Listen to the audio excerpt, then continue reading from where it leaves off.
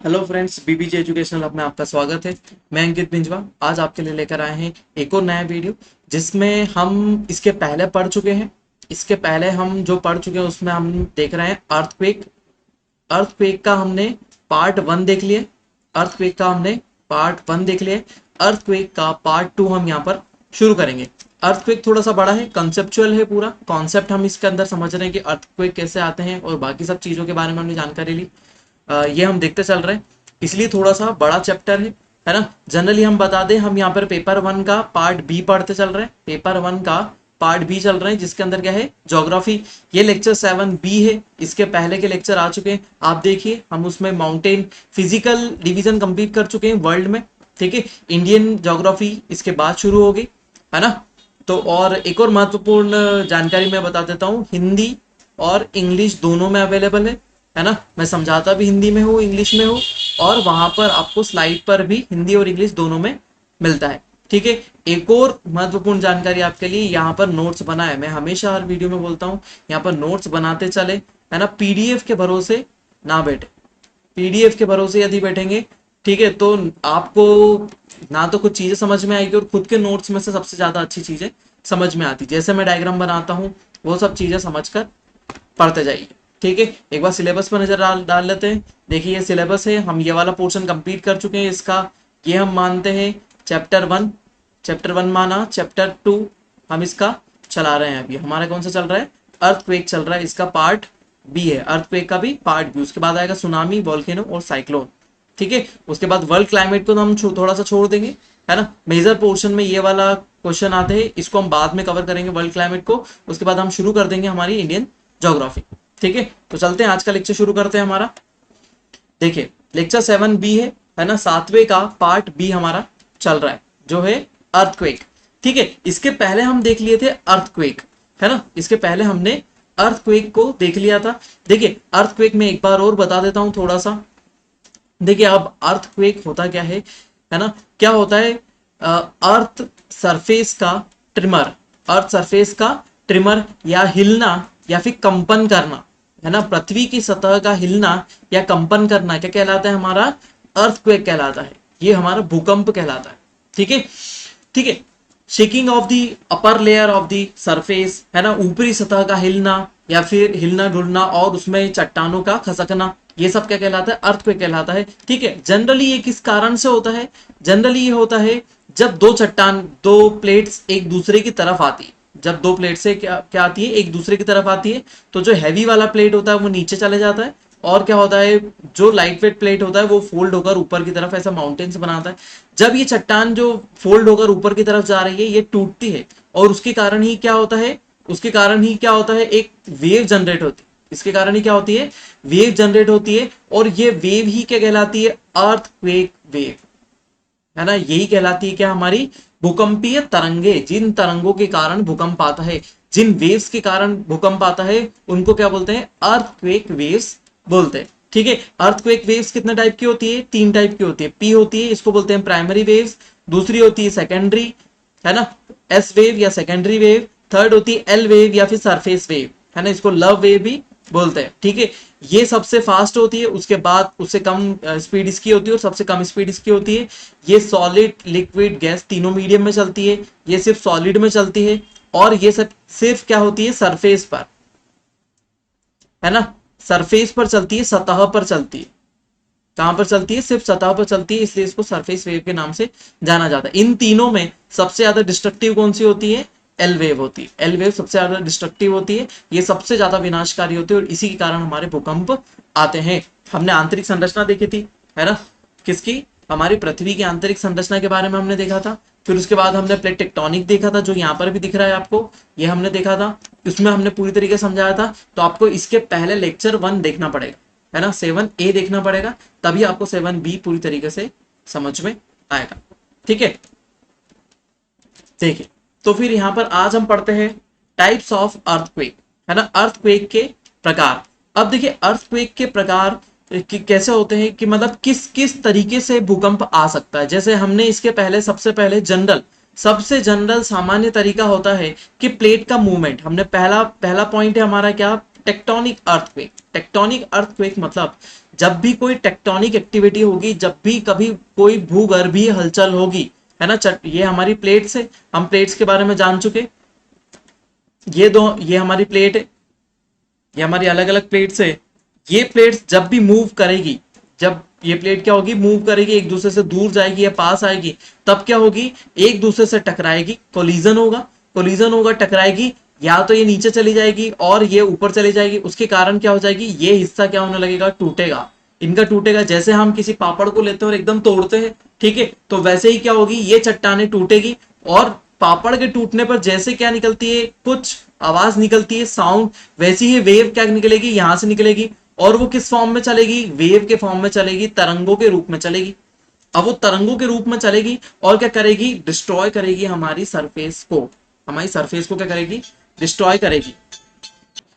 यहाँ पर ऐसे सभी अर्थक्वेक जो किसके कारण आते हैं, टेक्टोनिक मूवमेंट के कारण या प्लेट विवर्तनिकी के कारण आते हैं, वो सभी क्या कहलाते हैं, हमारे ऐसे भूकंप कहलाते हैं जो टेक्टोनिक एक्टिविटी के कारण आए, है ना। तो टेक्टोनिक अर्थक्वेक कहलाते हैं, विवर्तनिकीय भूकंप कहलाते हैं, ठीक है, विवर्तनिकीय भूकंप कहलाते हैं, ठीक है। ये पहला टाइप था। और जनरली जो हमारे अर्थक्वेक आते हैं पृथ्वी पर, जनरली हमारे सामान्य रूप से जो अर्थक्वेक आते हैं वो किसके कारण आते हैं, इन्हीं प्रकार के कारण आते हैं। सबसे ज्यादा अर्थक्वेक यदि टेक्टोनिक एक्टिविटी में बात की जाए तो कन्वर्जेंट प्लेट बाउंड्री पर सबसे ज्यादा अर्थक्वेक होते हैं, फर्स्ट नंबर पर हम इसको रखेंगे, ठीक है। उसके बाद होते हैं हमारे दूसरी कौन सी, ट्रांसफॉर्म प्लेट बाउंड्री या पैरेलल प्लेट बाउंड्री, ठीक है। और तीसरे नंबर पर हम रखेंगे डाइवर्जेंट प्लेट बाउंड्री, क्योंकि इसमें प्लेट क्या होती है, एक दूसरे से दूर जा रही है और यहाँ पर क्या होता है, मैग्मा ऊपर आता है क्रस्ट पर और ज्यादा यहाँ पर हलचलें नहीं होती। तो सबसे ज्यादा डिस्ट्रक्टिव कहां पर होती है, कन्वर्जेंट प्लेट बाउंड्री, या तो हम इसको बोलेंगे अभिसारी प्लेट किनारा, इसको हम बोलेंगे अभिसारी प्लेट किनारा, इसको बोलेंगे अपसारी प्लेट किनारा, है ना, अभिसारी, अपसारी, और इसको बोलेंगे समानांतर, समानांतर प्लेट किनारा। इन तीनों प्लेट किनारों पर क्या होते हैं, भूकंप की स्थिति होती है ना। यहाँ पर आपको दिखाई दे रहा है ये वाले प्लेट बाउंड्री जहां पर क्या हो रही है, दोनों प्लेट क्या हो रही है, खसक रही है। दूसरा हमारा यहाँ पर दिखाई दे रहा है कि ये प्लेट एक नीचे जा रही है और एक इधर की तरफ आ रही है ना। दो पैरेलल प्लेट बाउंड्री जिसमें प्लेट्स क्या हो रही है, एक दूसरे के पैरेलल मूव कर रही है, ठीक है। चलिए आगे बढ़ते हैं, हमारा नेक्स्ट लेते हैं वोल्केनिक अर्थक्वेक, है ना। वोल्केनिक अर्थक्वेक मतलब ऐसे अर्थक्वेक जो वोल्केनिक एक्टिविटी के कारण आते हैं, ऐसे अर्थक्वेक जो वोल्केनिक एक्टिविटी के कारण आते हैं, भूकंपीय स्थिति के कारण। जब भी क्या होगा, हमारी ज्वालामुखी उद्गार होगा तो वहां पर क्या होंगे, भूकंप आएंगे। देखिए हम यहाँ पर देख लेते हैं, यहाँ पर हम देख लेते हैं छोटा सा। देखिए सबसे पहले हम इसके अगला ही टॉपिक हम नेक्स्ट पढ़ेंगे हमारा क्या, सुनामी, और उसके बाद पढ़ेंगे हम वोल्केनो। अब क्या होता है, ये मैग्मा चैम्बर है, मैग्मा चैम्बर से क्या होगा, मैग्मा ऊपर की तरफ जाएगा। अब क्या होता है, ये धीरे धीरे एक छोटा सा कोन बन जाता है, छोटा सा कोन क्या होता जाता है, बड़ा होते जाता है। अब एक स्थिति ऐसी आती है कि मैग्मा इसके अंदर आता तो है, इसके अंदर मैग्मा आया, लेकिन क्या हुआ, जब इरप्शन बंद हो जाता है, जब मैग्मा का इरप्शन क्या हो जाता है, रुक जाता है, ये अच्छा बड़ा कोन हो चुका है ना, पूरी वॉल्केनो बन चुका है, ठीक है। तब क्या हो जाता है, यहाँ पर ये हिस्सा ब्लॉक हो जाता है, ये हिस्सा क्या हो जाता है, जम जाता है। यहाँ पर जितना भी मैग्मा होता है, मैग्मा क्या हो जाता है, जम जाता है और क्या कर देता है, ब्लॉक कर देता है। ये मैग्मा बाहर आ रहा है, ठीक है। अब कंडीशन ये होती है कि जब वापस एक्टिविटी, ये पूरा एक्टिव होता है, ये सेक्शन जहां पर मैग्मा क्या होगा, मैग्मा ऊपर की तरफ जाएगा, प्रेशर लगाएगा, तो मैग्मा निकलना चाहता है सबसे इजी पाथ से। और इजी पाथ कौन सा, यही वाला वेंट या फिर ये वाली नलिका, इस नलिका से। अब मैग्मा यहां तक तो पहुंच चुका होता है, लेकिन यहां पर यदि मैग्मा जमा हुआ है तब क्या होगा, ये चट्टान को तोड़कर बाहर आएगा, ये वाला पूरा हिस्सा क्या हो जाएगा, चट्टान वाला, ये टूट जाएगा, टूट कर बिखर जाएगा, ऐसे इसके टुकड़े बाहर की तरफ उड़ जाएंगे। अब ये जब चट्टान टूटेगी, ये छोटा सा वॉल्केनो नहीं है, बहुत बड़ा वॉल्केनो, तो ये चट्टान जैसी टूटेगी तो क्या होगा, यहां पर भी एक वेव जनरेट होगी, यहां से भी क्या होगी, वेव जनरेट होगी, और ये वेव भूमि सतह के अंतर्गत, है ना, सरफेस के अंदर चलेगी, है ना, सरफेस के अंदर ये वाली चलेगी। तब इससे भी वॉल्केनिक इरप्शन से भी क्या हो जाएगा, अर्थक्वेक आएंगे। एक कंडीशन ये भी हो सकती है, ये हमारी सरफेस है, ये हमारी सरफेस है, अब इसके अंदर नीचे क्या हुआ, मैग्मा एक्टिव हुआ, है ना, यहाँ पर मैग्मा क्या हुआ, एक्टिव हो गया इस पूरे रीजन में। यदि मैग्मा यहाँ पर एक्टिव हो गया तो मतलब क्या हुआ, मैग्मा को बाहर निकलना है यदि मैग्मा बाहर निकलना चाहता है, क्योंकि यहाँ पर प्रेशर बढ़ चुका है, यदि प्रेशर बढ़ेगा तो क्या करेगा, मैग्मा इस सरफेस को तोड़ेगा, इस सरफेस को तोड़ेगा, क्रैक करेगा और क्रैक करके बाहर आएगा, जिससे क्या हो जाएगा, अर्थक्वेक जैसी हमारी कंडीशन बन जाएगी। क्यों? क्योंकि जब भी क्रस्ट टूटेगा, जब भी हमारी भूपर्पटी या क्रस्ट टूटेगा, तब यहां से क्या हो जनरेट होगी, वेव्स जनरेट होगी, और यही वेव्स क्या हो जाएगी, यही वेव्स अर्थक्वेक वेव्स कहलाएगी। क्या कहलाएगी? अर्थक्वेक वेव्स हमारी कहलाएगी, है ना। तो ये याद रखिएगा कि वॉल्केनिक एक्टिविटी के कारण भी, है ना, वॉल्केनिक एक्टिविटी के कारण भी दूसरे नंबर पर सबसे ज्यादा भूकंप हमारे देखे जाते हैं। जैसे कि आप यहाँ पर देख रहे हैं, ये लेयर बाय लेयर हमारा वॉल्केनो बन चुका है ना। अब यहाँ पर ये मैग्मा चेंबर है, मैग्मा चेंबर से मैग्मा बाहर आएगा, और जैसे इरप्ट होगा यहाँ से, तो बहुत गर्जन के साथ बहुत तेजी से इरप्ट होता है ना। एक्टिव वॉल्केनोज में आप देखेंगे, कुछ वीडियोस देखेंगे, तो उसमें आपको पता चलेगा बहुत तेजी से इरप्शन होता है, और ये सब सरफेस को तोड़ देता है। ठीक है, तो ये था हमारा ज्वालामुखी द्वारा भूकंप की उत्पत्ति, है ना। तो ज्वालामुखी से भी हमारे भूकंप आते हैं। दूसरा टाइप था हमारा। तीसरे टाइप की तरफ चलते। देखिए, होता यह है सामान्य रूप से, है ना। अब हमारा क्या है, कोलैप्स अर्थक्वेक, है ना, ढहने वाले भूकंप। अब क्या हो जाता है कि सबसे पहले तो आपको यहाँ पर स्ट्रक्चर दिख रहा है ना, कि ये स्ट्रक्चर क्या है, डेंस। ये स्ट्रक्चर क्या है, डेंस है, और ये क्या है, ये थोड़ा सा खोखला है, हॉलो स्ट्रक्चर है। क्या होता है कि जब भी भूमि क्या हो जाती है, भूमि क्या हो जाती है, पोरस हो जाती है। जब भूमि क्या हो जाती है, पोरस हो जाती है, और हम उसके ऊपर क्या कर देते हैं, बिल्डिंग पर बिल्डिंग बनाए जाते हैं, है ना, बहुत सारी बिल्डिंग्स हम बना देते हैं। अब क्या हुआ, जितना भी वेट था वो वर्टिकली इस लाइन पर पड़ रहा है, वर्टिकली इस लाइन पर पड़ रहा है। तो क्या हो जाता है, यदि सरफेस कैसी है, पोरस, सरफेस कैसी, पोरस, या फिर वहां पर बीच में गैप आ गई है, डेंस नहीं है, चट्टाने नहीं है, वहां पर मिट्टी भरा चुकी है, ठीक है, तो ये क्या हो जाएगी, धस जाएगी। ये स्थिति क्या हो जाएगी, ये चट्टाने क्या हो जाएगी, नीचे की तरफ धस जाएगी। उससे जितना भी ये हिस्सा होगा, जैसे यहाँ पर कुछ पानी बहा और ग्राउंड वाटर होता है, यहाँ पर ग्राउंड वाटर हुआ, तो ग्राउंड वाटर क्या कर लेगा, जैसे लाइमस्टोन है ना, चूना प्रधान चट्टाने यहाँ पर है, तो यदि ग्राउंड वाटर पानी में, ग्राउंड वाटर यहाँ से जाएगा, तो ग्राउंड वाटर लाइमस्टोन को क्या कर देगा, लाइमस्टोन को डिसॉल्व करके ले जाएगा यहाँ से। यदि लाइमस्टोन यहाँ से चलेगा, तो यहाँ पर क्या हो जाएगी, हॉलो सरफेस बन जाएगी। यदि एक हॉलो सरफेस बन जाएगी, तो क्या हो जाएगा, जब इसके ऊपर बहुत वेट, है ना, जरूरत से ज्यादा हो जाएगा यहाँ पर बिल्डिंग का, तो ये बिल्डिंग या फिर कोई सा भी एरिया हो सकता है, वो क्या हो जाएगा, नीचे की तरफ टूट कर गिर जाएगा। जैसे यहाँ पर सॉलिड स्ट्रक्चर पर ये बिल्डिंग खड़ी हुई है, ठीक है। अब यहाँ पर क्या हो गई, ये स्ट्रक्चर क्या हो गए, गिर गए। क्यों? क्योंकि क्या हो गया है, हमारी नीचे की सरफेस कमजोर हो गई, और वहीं पर ही नीचे की तरफ बिल्डिंग कोलैप्स होकर गिर जाएगी। ठीक है, अब जब ये हिस्सा पूरी तरीके से नीचे गिरेगा, तो फिर से क्या हो जाएगा, हमारी चट्टाने टूटेगी, रॉक्स टूटेंगे, नीचे की जो चट्टाने हैं रॉक से, जैसे यहाँ पर एक सरफेस ये रही, एक सरफेस ये रही, इनके बीच में गैप है, और जैसे ये सरफेस इसके ऊपर टूट के ऐसी गिरेगी नीचे, जैसे ये सरफेस इसके ऊपर टूटकर ऐसे नीचे गिरेगी, तो भी क्या होगा, ये चट्टाने टूटेगी, और चट्टाने टूटेगी तो वापस यहाँ से क्या जनरेट होगा, अर्थक्वेक जनरेट होगा। वापस यहाँ पर क्या होगा, अर्थक्वेक जनरेट होगा। बहुत सारी कंडीशन में ऐसा होता है कि यहाँ पर जनरली ग्राउंड वाटर जब भी नीचे की तरफ जाता है ना, ये वाली स्थिति कहाँ पर होती है, जो कोस्टल एरिया होते हैं। सबसे पहले हम बात कर लें कोस्टल एरिया, लेक के आसपास वाला एरिया हो गया, है ना, रिवर जो बैंक होता है, रिवर बैंक वाला एरिया, वहां पर सबसे ज्यादा नदी किनारे वाले क्षेत्रों में ये चीजें देखी जाती, क्योंकि वहां पर पानी की उपलब्धता ज्यादा है, ग्राउंड वाटर वहां पर अच्छा खासा है, तो ग्राउंड वाटर क्या कर देगा, चीजों को बहा कर ले जाएगा, और क्या हो जाएगी, जमीन टूट कर नीचे की तरफ धंस जाएगी, है ना। जहां पर चट्टाने कौन सी होती है, लाइमस्टोन की भी हो सकती है, ऐसे मिनरल्स की हो सकती है जो डिसॉल्व होकर चले जाते हैं। ठीक है, तो ऐसे भूकंप कौन से कहलाते हैं, ढहने वाले भूकंप कहलाते हैं, और इससे भी भूकंप की उत्पत्ति होगी। ठीक है, चलो आगे बढ़ते हैं। 3 टाइप हो गए हमारे। ठीक है, एक्सप्लोजन अर्थक्वेक। एक्सप्लोजन अर्थक्वेक बहुत ही खूबसूरत नजारा है एक्सप्लोजन का, तो लेकिन डिस्ट्रक्टिव भी बहुत ज्यादा है ना। यहाँ पर हम देख लेते हैं। देखिए क्या होता है, आपने एक सूतली बम जरूर जलाया होगा। एक सूतली बम क्या होगा, जलाया होगा, जो लाल बत्ती वाला सूतली बम होता है ना, रस्सी वाला, वो बहुत तेज धमाका करता है। वो बहुत क्या करता है, तेज धमाका करता है। और क्या होता है, हमारे जितने भी दिए रखे हुए होते हैं, वहां पर हमारे जितने भी दिए रखे हुए होते हैं, वो क्या हो जाते हैं, बुझ जाते हैं। हमारे जितने भी दिए रखे हुए तो बुझ जाते। अब ये किस चीज के कारण हुआ?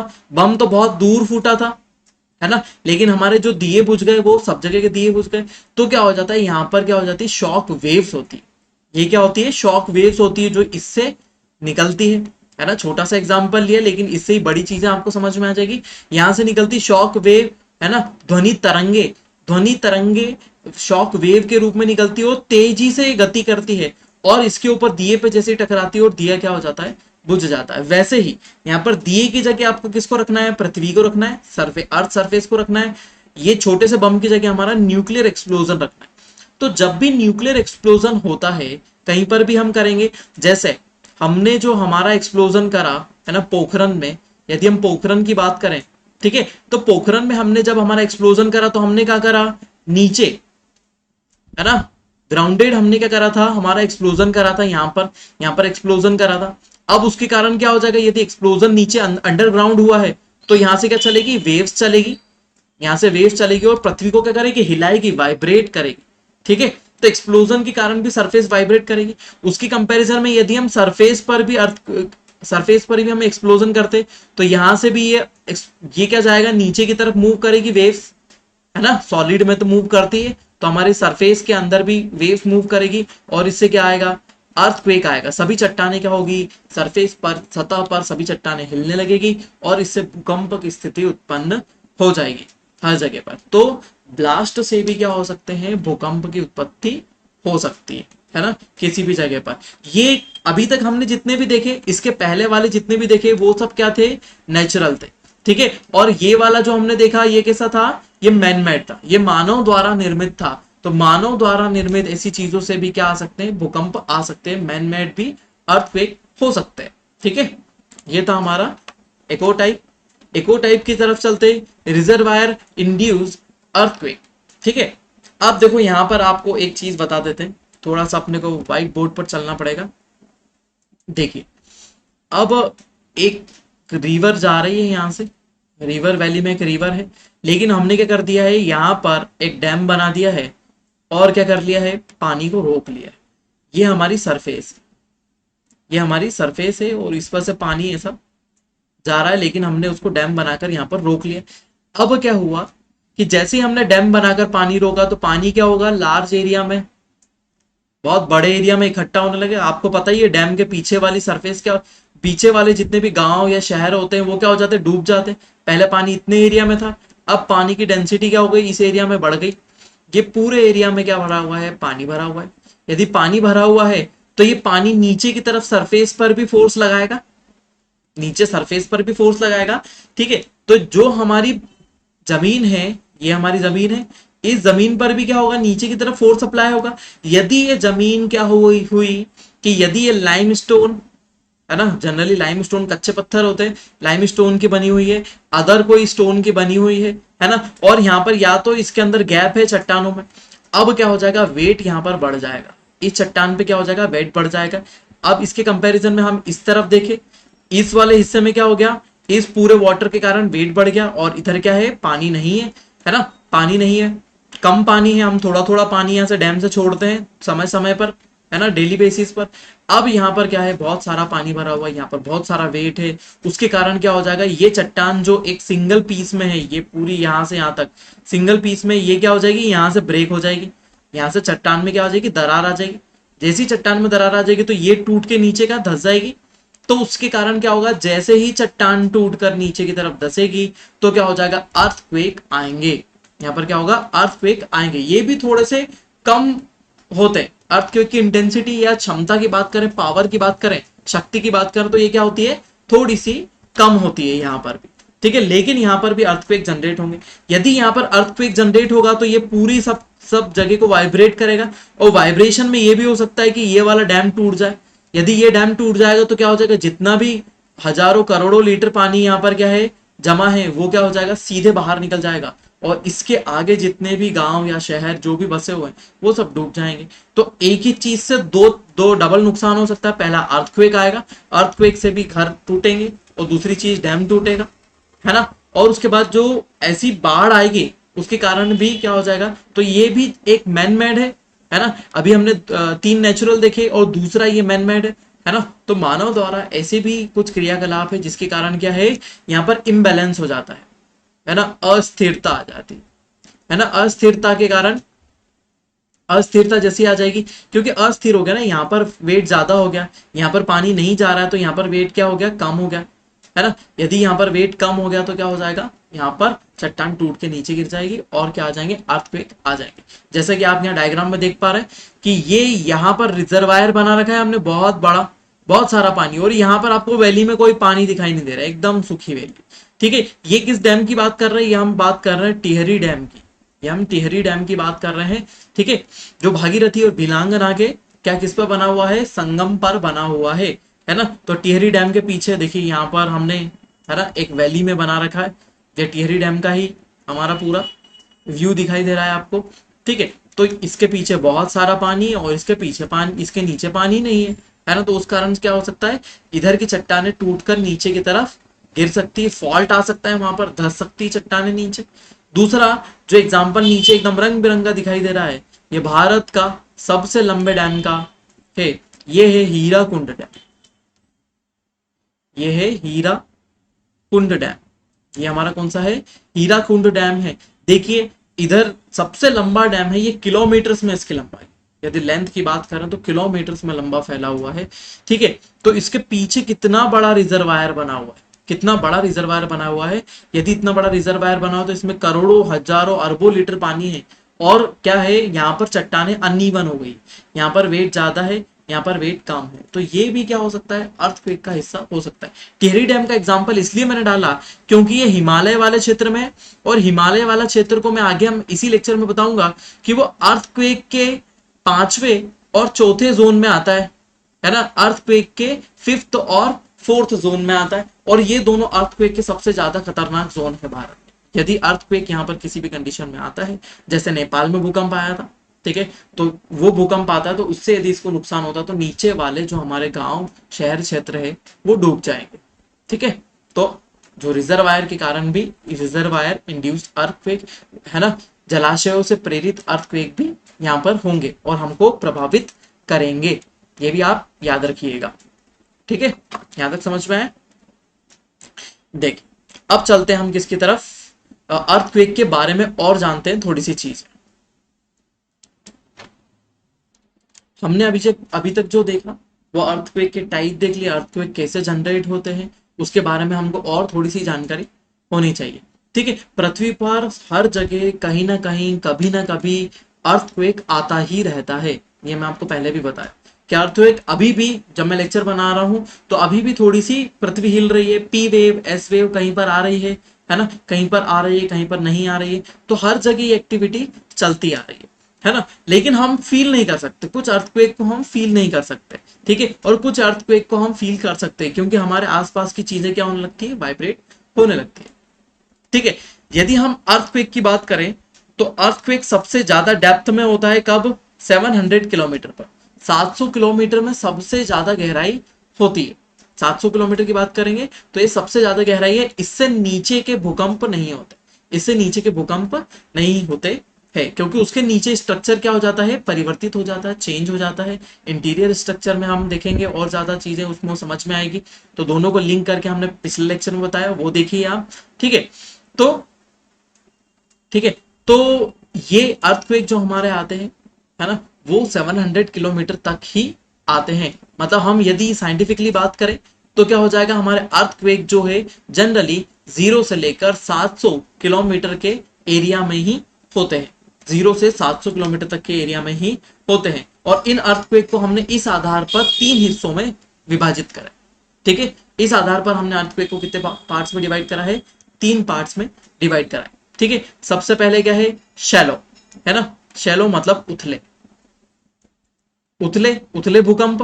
ठीक है, इंटरमीडिएट मतलब मध्यस्थ, मध्यस्थ भूकंप, और डीप मतलब गहरे, डीप मतलब गहरे, 3 इंटरमीडिएट, है ना, डीप और शैलो। अब तीनों प्रकार के भूकंप कहां से कहां तक आते हैं और कौन से वाले भूकंप सबसे ज्यादा डिस्ट्रक्टिव होते हैं वो भी हम इसमें देखते हैं।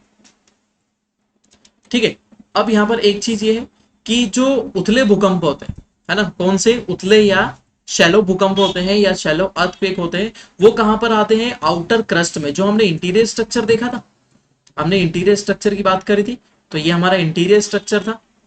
अब हमने यहां से बात करी थी कि हमारा जो क्रस्ट होता है, क्रस्ट की मोटाई हमने कहां तक बोली थी? 100 किलोमीटर तक बात करी थी। और उसके नीचे क्या होता है ना, उसके नीचे ये वाला जोन होता है जहां पर हमने इसको माना 700 किलोमीटर तक। 700 किलोमीटर तक ये हमारा मेंटल वाला रीजन हो जाता है। मेंटल और क्रस्ट के बीच वाला एक रीजन हो जाता है जहां पर क्या होते हैं, जनरली आखिरी रूप से, अंतिम रूप से अर्थक्वेक जनरेट होता है। ठीक है, तो अब यदि हम बोलेंगे कि जो अर्थक्वेक आएंगे कहां पर, शैलो अर्थक्वेक होते हैं, वो कहां पर आएंगे? क्रस्ट पर आएंगे, यहीं पर, है ना। कहां पर आएंगे? क्रस्ट पर आएंगे। और ऊपर की तरफ, ऊपर वाले हिस्से में जो अर्थक्वेक आएंगे वो कौन से होंगे? ये शैलो अर्थक्वेक होंगे। उसके बाद बीच वाले जो अर्थक्वेक होंगे वो होंगे हमारे इंटरमीडिएट, और आखिरी वाले होंगे हमारे डीप अर्थक्वेक होंगे, जो क्रस्ट और मेंटल वाले जोन के बीच में, एथेनोस्फीयर वाले एरिया में होते हैं। एथेनोस्फीयर वाले एरिया में हमारे अर्थक्वेक वहां पर दिखाई देंगे। ये एथेनोस्फीयर हो गया हमारा, यहाँ पर एथेनोस्फीयर वाला एरिया आ जाता है। और ये कौन सा आ जाएगा? लिथोस्फीयर वाला। ठीक है, तो शैलो और इंटरमीडिएट कौन से वाले सेक्शन में चले जाते हैं? लिथोस्फीयर में। और एथेनोस्फीयर में डीप अर्थक्वेक जो होते हैं नीचे की तरफ चले जाते हैं, नीचे वाले जोन में, एथेनोस्फीयर वाले में चले जाते हैं। ठीक है, अब जो यहाँ पर आपको डायग्राम दिखाई दे रहा है, यहाँ पर आपको जो डायग्राम रखा हुआ है ना, वो बहुत ही स्पेसिफिक डायग्राम, जिसमें आपको क्या बताई चीज दिखाई जा रही है? ये हमारा 0 लेवल है। फिर उसके बाद क्या रहा? 100, 200, वैसे होते हुए हम कहां तक चले गए? यहाँ पर 700 तक हम पहुंच गए। 700 तक हम पहुंच गए। यहाँ पर देखिए, सबसे पहले यहाँ पे वॉल्केनो दिखाई दे रहे, तो वॉल्केनो से अर्थक्वेक आएंगे तो वो कौन से होंगे? शैलो होंगे। वॉल्केनो से अर्थक्वेक आएंगे तो वो कौन से होंगे? शैलो अर्थक्वेक होंगे। फिर उसके बाद और भी अदर अर्थक्वेक, जैसे हमने इसके पहले जो टाइप्स देख लिए हमारे वॉल्केनो से हो गए, वो कौन से होंगे? शैलो होंगे। उसके अलावा हमने जो देखा, कौन सा वाला देखा था, थोड़ा सा ही भूल गया मैं इतनी जल्दी। हाँ, हमारे डैम वाले देखे थे, है ना, जो हमारे रिजर्वायर से इंड्यूस हो रहे थे, वो वाले अर्थक्वेक थे, वो भी शैलो होंगे। जो हमारे किससे थे? एक्सप्लोजन वाले थे, धमाके वाले थे, बम धमाके से होंगे, वो भी कौन से होंगे? शैलो होंगे। और टेक्टोनिक वाले जो होंगे, जो टेक्टोनिक वाले होंगे, वो कौन से होंगे? डीप। टेक्टोनिक एक्टिविटी वाले जो होंगे हमारे, वो डीप अर्थक्वेक कहलाएंगे। ठीक है, और इंटरमीडिएट वाले कौन से होंगे? वो भी प्लेट टेक्टोनिक के कारण आएंगे, है ना। प्लेट टेक्टोनिक के कारण ही कौन से होंगे? इंटरमीडिएट वाले भी प्लेट टेक्टोनिक के कारण ही आएंगे। ठीक है, कुछ वॉल्केनिक एक्टिविटी के बारे में देखो, तो वॉल्केनिक एक्टिविटी में जो वॉल्केनिक एक्टिविटी होगी, तो इंटरमीडिएट वाले भी किससे जनरेट होंगे? वॉल्केनिक एक्टिविटी से भी जनरेट हो सकते हैं, है ना। इंटरमीडिएट भी, क्योंकि मैग्मा कहां से आएगा? नीचे से ही आएगा, है ना, मेंटल से ही आएगा, और यहाँ पर चट्टानों को तोड़ेगा ऊपर की तरफ। तो इंटरमीडिएट वाले वॉल्केनिक एक्टिविटी से भी जनरेट हो सकते हैं, है ना, और शैलो वाले भी हो सकते हैं। तो उसके बाद डीप वाले तो प्लेट टेक्टोनिक से ही होंगे, प्लेट विवर्तनिकी से ही। कौन से वाले? डीप वाले या गहरे हमारे जो अर्थक्वेक होंगे वो इसी कारण से होंगे। ठीक है, चलो आगे बढ़ते हैं, है ना। उथला, मध्यवर्ती और गहरे भूकंप हमारे। ठीक है, अब देखिए यहाँ पर पूरी तरीके से क्लासिफाइड कर दिया है। सबसे पहले शैलो, 0 से 70, है ना, 0 से 70 किलोमीटर की डेप्थ में जितने भी अर्थक्वेक होंगे वो हमारे कौन से होंगे? है ना, ये हमारे होंगे शैलो। इंटरमीडिएट की बात करें तो 700 से 300 किलोमीटर के बीच में कौन से होंगे? शैलो होंगे। और हमारे हो जाएंगे कौन से? 300 से लेकर 700 तक हमारे अर्थक्वेक जो आते हैं वो कैसे होंगे? डीप होंगे। ठीक है, अब आप एक बात बताइए कि इनमें से कौन सा वाला डिस्ट्रक्टिव होगा? मन में एक बार सोचिए कि कौन सा वाला सबसे ज्यादा डिस्ट्रक्टिव होगा। क्या सबसे डीपेस्ट डिस्ट्रक्टिव होंगे, या इंटरमीडिएट डिस्ट्रक्टिव होंगे, या शैलो डिस्ट्रक्टिव होंगे? ठीक है, तो यदि हम थोड़ा सा भी यहां पर सोचे कि सबसे पहले यदि हमने जितने गहरे पे होंगे, है ना, यहां पर हम थोड़ा सा देख लेते हैं। देखिए, यदि ये सरफेस है, सरफेस से नीचे जितनी गहराई पर होंगे तो यहाँ पर वेव्स को पहुंचने में क्या लगेगा? समय भी लगेगा, और वेव्स क्या हो जाएगी? वीक हो जाएगी। लेकिन थोड़े ऊपर आ जाएंगे तो क्या हो जाएंगे? वेव जल्दी पहुंच जाएगी और सरफेस को जल्दी हिलाने लगेगी। और यदि शैलो होंगे तो सरफेस यहीं पर तेजी से हिलने लगेगी। तो डिस्ट्रक्टिव कौन से हो जाएंगे हमारे? शैलो। शैलो अर्थक्वेक जोन कौन से होंगे? डिस्ट्रक्टिव होंगे। ठीक है, तो ये हम जो डायग्राम देख पा रहे हैं राइट साइड में, ये इटली का डायग्राम है। पहले ये स्ट्रीट ऐसी हुआ करती थी, पहले स्ट्रीट कैसी हुआ करती थी, ऐसी हुआ करती थी, लेकिन एट प्रेजेंट ये स्ट्रीट कैसी है, ऐसी। जब वहां पर अर्थक्वेक आया 2000, है ना, 24 अगस्त 2016 की ये बात है, ठीक है। यहाँ पर अर्थक्वेक आया, यहाँ पर एकदम डायग्राम को क्लियरिटी आप इस चीज से देख सकते हैं। ये देखिए यहाँ पर ये मीनार और ये मीनार, ये दोनों सेम ही है ना, और यहीं पर खड़ी हुई है, और ये पूरे अर्थक्वेक में पूरी बिल्डिंग क्या हो गई, गिर गई, क्योंकि वो किस में आ रहा है, मिड कॉन्टिनेंटल बेल्ट में आ रहा है ना, मध्य महाद्वीपीय पेटी के अंतर्गत आता है हमारा क्या, इटली, है ना। मैं आपको अभी बताऊंगा अर्थक्वेक जोन के बारे में। वॉल्केनिक जोन भी है, वो अर्थक्वेक जोन भी है। जहां वॉल्केनिक जोन है वो अर्थक्वेक जोन तो हो गई होगा, ठीक है, और जो अर्थक्वेक जोन है वो वॉल्केनिक जोन तो हो गई होगा, है ना। दोनों चीजें आप याद रखें, दोनों एक दूसरे से रिलेटेड है ना। तो ये कौन से होंगे, शैलो अर्थक्वेक जो होंगे, है ना। उसके बाद म्यांमार में भी भूकंप आए थे। ये जो 2016 में भूकंप आया था रिक्टर स्केल पर, उसकी जो इंटेंसिटी थी 6.2 थी, है ना, और इसकी 6.8 थी, जो म्यांमार वाले क्षेत्र में आया था। म्यांमार वाले जो हमने भूकंप देखे, है ना, तो वहां पर बहुत सारे लोग मारे गए। इटली में भी 300 लोग लगभग मारे गए, है ना, बहुत सारे लोग म्यांमार में भी मारे गए थे। तो ये अर्थक्वेक जो होते हैं, है ना, डिस्ट्रक्टिव फोर्स होते हैं, एक तबाही करने वाला बल होता है, जो क्या करता है, पूरी तरीके से तबाही कर देता है, ठीक है, ठीक है। तो इटली वाला जो मैंने आपको बताया, तो इटली वाला अर्थक्वेक क्या था, वो बहुत ही शैलो था। इटली वाला अर्थक्वेक क्या था, शैलो था। अब यदि इटली वाला अर्थक्वेक वहां पर शैलो था, तो उसके कारण क्या हो जाएगा, ज्यादा डिस्ट्रक्टिव होगा। हमने पहले ही बात करी, तो यहाँ पर कौन से थे, ये शैलो अर्थक्वेक था, है ना, कहाँ तक, बहुत ही कम 10 किलोमीटर पर आया है, तो शैलो अर्थक्वेक होगा। और म्यांमार वाला क्या था, बहुत डीप में था, मतलब वो क्या था, इंटरमीडिएट अर्थक्वेक था, है ना। उसमें इतने ज्यादा लोग नहीं मारे जितने as compare to Italy. Italy में डिस्ट्रक्शन भी बहुत ज्यादा हो, बहुत ज्यादा चीजें वहां पर तबाह हुई, ठीक है। तो ये थे हमारे 3 जोन वाले, शैलो 0 से 70, इंटरमीडिएट 70 टू 300, और डीपर, है ना, डीप, है ना, 300 टू 700 किलोमीटर की डेप्थ पर, ठीक है। कि हमारे गहरे, मध्यवर्ती और गहरे भूकंप, उथले भूकंप, ठीक है। अब देखिए भूकंप के प्रभाव, भूकंप के प्रभाव के बारे में बात करते हैं। तो भूकंप के प्रभाव जनरली क्या होते हैं कि देखिए पृथ्वी हिल रही है, तो उसके पृथ्वी का हिलना और चीजों का हिलना, है ना, सभी चीजें होती है। लेकिन हम एकदम स्पेसिफिक देख लेते हैं, ठीक है। शेकिंग ऑफ ग्राउंड, जमीन का हिलना, है ना, जमीन का हिलना, पूरी तरीके से जमीन क्या हो जाती है, हिल जाती है। उसके कारण हमारे स्ट्रक्चर गिर जाते हैं, हमारी संपत्ति को नुकसान होता है, हमारे स्ट्रक्चर गिर जाते हैं, ठीक है। फिर क्या हो जाता है कि ग्राउंड डिसकंटिन्यू हो जाता है ना, डिस्पैरिटी इन द ग्राउंड, है ना। अब डिस्पैरिटी का मतलब ये है कि यदि कोई सा एक ऐसा इलाका है, ये प्लेन है ना, सपोज ये प्लेन वाला इलाका है। अब क्या हुआ कि भूकंप के कारण ये यहाँ पर दरार पड़ी अच्छी खासी, यहाँ पर एक दरार पड़ गई जमीन में। फर्स्ट थिंग तो क्या हो गई, ये 2 सेपरेट पार्ट्स में डिवाइड हो गई। दूसरा, अर्थक्वेक के कारण ये भी हो सकता है कि अर्थक्वेक फोर्स इसके ऊपर ऊपर की तरफ लगा, और ये सेक्शन कैसा हो गया, थोड़ा सा ऊपर उठ गया, अनइवन हो गया, ठीक है। तो सरफेस अनइवन हो जाती है। हो सकता है कि ये नीचे की तरफ, ये सरफेस क्या हो जाए, नीचे की तरफ टूटकर नीचे धंस जाए, है ना, फॉल्ट जोन बन जाए। तो हर कंडीशन हो सकती है, ठीक है। तो क्या हो जाएगी, डिस्पैरिटी आ सकती है ग्राउंड में, जमीन बहुत तेजी से हिलती है ना। फिर प्राकृतिक आपदाएं, है ना, उसी से क्या हो जाता है, नेचुरल डिजास्टर्स आते हैं। नेचुरल डिजास्टर जैसे सुनामी आ सकती है, भूस्खलन आ सकता है। अब भूस्खलन क्या होता है, भूस्खलन को हम देखते हैं लैंडस्लाइड, मतलब क्या होता है, यदि हम माउंटेन रेंज, किसी हिल एरिया के बारे में बात करें, माउंटेन रेंज को तो हम थोड़ा दूर ही रखो, है ना, किसी हिली एरिया के बारे में हम बात करते हैं। अब क्या है कि यहाँ पर फॉरेस्ट रीजन, यहाँ पर पेड़ पौधे लगे हुए, है ना, ये सब कहाँ लगे हुए हैं, स्लोप पर लगे हुए हैं पेड़ पौधे। अब क्या होता है, जैसे ही अर्थक्वेक आया, है ना, अर्थक्वेक आया, तो अर्थक्वेक के ट्रिमर के कारण क्या हो जाएगा, यहाँ पर जितने भी स्टोन स्ट्रक्चर होंगे वो क्या हो जाएंगे, ब्रेक हो जाएंगे। जितने भी स्टोन स्ट्रक्चर हो जाएंगे वो क्या हो जाएंगे, ब्रेक हो जाएंगे। और ये जितना भी मिट्टी होगी, है ना, जितनी भी मिट्टी होगी वो क्या हो जाएगी, ये स्लाइड करके क्या हो जाएगी। यदि स्टोन स्ट्रक्चर ब्रेक हो गया नीचे का, तो मिट्टी जगह छोड़ देगी। मिट्टी जैसी जगह छोड़ देगी, उसके साथ पत्थर भी नीचे गुड़केंगे, और पूरी मिट्टी खसक कर नीचे आ जाएगी। अब ये जितने भी पेड़ पौधे हैं ये क्या हो जाएंगे, नीचे आ जाएंगे, टूट कर यहाँ पर गिरे हुए होंगे, और पूरा मिट्टी भी खसक के कहाँ आ जाएगी, यहाँ वैली में आ जाएगी। इसको क्या बोलते हैं, लैंड स्लाइड।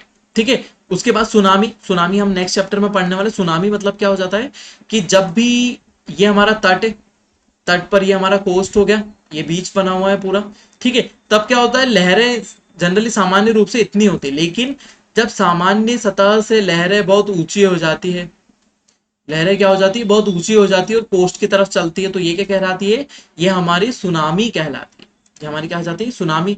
उसके बाद भूस्खलन तो देख ही लिया हमने, है ना। मड स्लाइड, देखो अब जैसे कि यहाँ पर क्या हो जाता है, हम जनरली हमारे काम के लिए क्या कर लेते हैं, पेड़ पौधे काट लेते हैं, तो यहाँ पर पेड़ पौधे है ही नहीं, यहाँ पर क्या है, मिट्टी मिट्टी है। अब क्या हो जाता है, यदि मिट्टी मिट्टी है, अब यहाँ पर यदि कोई छोटे छोटे घर बने हुए हैं, है ना, यहाँ पर छोटे घर बने हुए, जैसी भूकंप आया ये हिस्सा हिलेगा, ये हिस्सा हिला तो ये पूरी मिट्टी स्लाइड होकर कहाँ जाएगी, यहाँ पर, और पूरे घर उनको दबा देगी, है ना। तो उसके कारण क्या होता है, मड स्लाइड भी होता है। एवलांच, एवलांच भी मिट्टी जैसे ही होता है, यहाँ पर ये जो मिट्टी है उसकी जगह हम क्या कर लो, आइस रख दो, स्नो रख दो, है ना। स्नो या आइस के पीसेस होंगे, वो क्या हो जाएंगे, जब भी अर्थक्वेक आएगा तो तेजी से नीचे की तरफ गुड़क जाते हैं, पूरी की पूरी मिट्टी या फिर जो होती है हमारी आइस होती है, वो पूरी की पूरी नीचे, स्नो नीचे खसक जाती है, और क्या हो जाता है, जितने नीचे माउंटेन से नीचे वाला स्ट्रक्चर रहता है वो सब क्या हो जाता है, डिस्ट्रॉय हो जाता है। इसको बोलते हैं एवलांच। बर्फ का खसकना क्या कहलाएगा, एवलांच कहलाएगा। ठीक है, बर्फ का खसकना एवलांच कहलाएगा। पूरी की पूरी जमीन का खसकना, है ना, पूरी की पूरी जमीन का खसकना क्या क्या कहलाएगा, भूस्खलन कहलाएगा, लैंडस्लाइड कहलाएगा। क्या कहलाएगा, लैंडस्लाइड। और यहाँ पर है मड स्लाइड, जब पूरा कीचड़ का कीचड़ या मिट्टी की मिट्टी खसक जाएगी, है ना, यहां से ये इस वाले में इस समय मैंने ये बोला कि ये स्टोन स्ट्रक्चर ब्रेक हो जाएगा और पूरा स्टोन स्ट्रक्चर टूट के यहां आ जाएगा, तो ये क्या हो जाएगा, लैंडस्लाइड। जब यहाँ पर पूरी मिट्टी जमी हुई है, मिट्टी नीचे खसक जाएगी, तो क्या हो जाएगा, ये हो जाएगा हमारा मड स्लाइड। ये हो जाएगा मड स्लाइड। मड की जगह यदि हम यहाँ पर स्नो को रख दो, है ना, तो क्या हो जाएगा, एवलांच या फिर हिमस्खलन। क्या हो जाएगा हमारा, हिमस्खलन या एवलांच कहलाता है। ठीक है, ठीक है। उसके कारण कभी कभी ऐसा भी होता है ना, ये चीजें आपको बहुत रेयर देखने को मिलती है। देखिए ग्राउंड वाटर होता है, ये हमारा ग्राउंड वाटर अंदर की तरफ है। जब क्या होता है, अर्थक्वेक आता है, अर्थक्वेक आता है, हमारी पृथ्वी हिलती है ना। तो जब भी आपने जनरली देखा है कि आप किसी भी चीज को मथते हैं, मथना मतलब उसको क्या करना, ऐसा हिलाना, बिलोना, डोलाना, ठीक है। तो जब आप उसको हिलाते हैं तब क्या होता है, आपका पानी पानी क्या हो जाता है, ऊपर की तरफ आ जाता है। तो जब अर्थ वाइब्रेट करती है तो ये जो ग्राउंड वाटर ये क्या हो जाता है, ऊपर की तरफ आ जाता है, और सरफेस पर क्या बन जाते हैं, दलदल बन जाते हैं। जो मिट्टी वाला लैंड हमारा प्लेन एरिया होता है वो क्या हो जाता है, एक दलदल, एक मड एरिया बन जाता है। ठीक है ना। तो ये भी इसके कारण होता है। तो सॉइल क्या हो जाती है, लिक्विफाई हो जाती है, क्योंकि ग्राउंड वाटर ऊपर से नीचे से ऊपर की तरफ आ जाता है। ठीक है, ठीक है। उसके बाद क्या हो जाता है, कहीं कहीं पर बहुत सारे टुकड़े टूट जाते हैं, है ना, तो बाढ़ का खतरा होता है। डैम टूट सकते हैं, डैम टूट जाते हैं तो बाढ़ आ जाता है, हमारे बेसिक स्ट्रक्चर गिर जाते हैं। ठीक है, फ्लड एंड फायर। ठीक है, फायर मतलब क्या हो जाता है, जंगलों में यदि आपने देखा होगा कि जंगलों में से वायर जा रहे होते हैं, है ना, जंगलों में से क्या हो रहे होते हैं, हमारे वायर जा रहे होते हैं, इलेक्ट्रिसिटी वायर जा रहे होते हैं। अब क्या हो जाएगा, यदि अर्थक्वेक आएगा तो ये खंभा भी टूट जाएगा, ये खंभा टूट जाएगा, या तो इसके ऊपर कोई पेड़ गिर जाएगा, उसके कारण स्पार्किंग होगी, उसके कारण क्या लग सकती है, आग लग सकती है, और आग लग जाएगी तो उसके कारण क्या हो जाएगा, तो हमारी जो हमारी वाइल्ड फायर होती है, या फिर दावानल जिसको हिंदी में बोलते हैं, है ना, वाइल्ड फायर, वो स्टार्ट हो सकती है अर्थक्वेक के कारण, है ना। इंफ्रास्ट्रक्चर कोलैप्स मतलब हमारी बिल्डिंगें गिर जाती हैं, ये सब चीजें तो हमने देखते हुए आए। तो ये क्या थे, भूकंप के प्रभाव, इफेक्ट्स ऑफ द अर्थक्वेक। ये सब याद रखिए, कम से कम आपको 5 से प्लस ही पॉइंट लिखने हैं जब भी एग्जाम्स में आते हैं। एग्जाम में जब भी पूछे जाते हैं तो 5 से ऊपर ही पॉइंट लिखेंगे, 5, 8, 10 तक पॉइंट लिखेंगे। छोटे लाइंस में लिख रहे हैं तो ज्यादा से ज्यादा पॉइंट डालें, एग्जाम्पल्स वहां पर पुट करें। ठीक है, ठीक। अब आ जाते हैं हम किसमें, मेजरमेंट में। अब अपन मेजर करते हैं अर्थक्वेक को। अभी तक तो हमने देख लिया अर्थक्वेक कैसे आते हैं, क्या क्या उसके इफेक्ट हैं, बाकी सब चीजें। अब अपन देख लेते हैं कि अर्थक्वेक को मेजर कैसे किया जाता है। देखिए जितने भी अर्थक्वेक होते हैं, है ना, अर्थक्वेक होते हैं, जितने भी अर्थक्वेक पृथ्वी पर जनरेट होते हैं, पृथ्वी पर आते हैं, वो सभी अपनी इंटेंसिटी और मैग्नीट्यूड, अपनी इंटेंसिटी और मैग्नीट्यूड, है ना, दोनों में क्या होते हैं, अलग अलग होते हैं। उसकी इंटेंसिटी भी अलग होती है और उसका मैग्नीट्यूड भी अलग अलग अलग होता है। ठीक है, अब इन सब चीजों को मेजर करने के लिए हमारे पास जो इंस्ट्रूमेंट है उसको क्या बोलते हैं, सिस्मोग्राफ बोलते हैं, है ना। The instrument for the measurement of the vibration is known as the seismograph. ठीक है, अर्थ के वाइब्रेशन को मेजर करने के लिए जो हम इंस्ट्रूमेंट का यूज कर रहे हैं उसको हम क्या बोलते हैं, सिस्मोग्राफ। सिस्मोग्राफ एक इंस्ट्रूमेंट होता है ना। आपको मैंने पहले बताया था कि एक रोलर होता है, उसके ऊपर एक इंस्ट्रूमेंट ऐसा लगा रहता है और एक निडल रहती है। अब ये निडल क्या होती है, जैसे जैसे अर्थक्वेक आएगा तो यहाँ पर ऐसी मूव करती है। और जब हम इस रोलर को एट लास्ट खोल कर देखते हैं तो ऐसी इंटेंसिटी वाली लाइंस बनी हुई निकलती है। ठीक है, तो यही क्या कहलाता है, सिस्मोग्राफ। यहाँ पर जो ग्राफ जुड़ गया, मतलब हम क्या कर रहे हैं, इसके ऊपर ग्राफिकल रिप्रेजेंटेशन कर रहे हैं।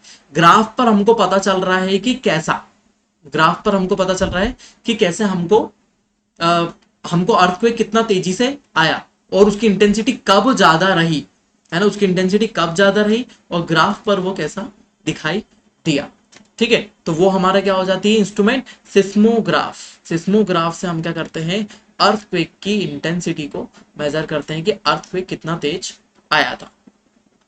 ठीक है, तो सबसे पहले हम देखते हैं रिक्टर स्केल, है ना। सबसे पहले हम देखते हैं मैग्नीट्यूड स्केल, है ना। रिक्टर स्केल को क्या बोलते हैं, मैग्नीट्यूड स्केल, या फिर हम इसको बोलते हैं परिमाण, परिमाण स्केल।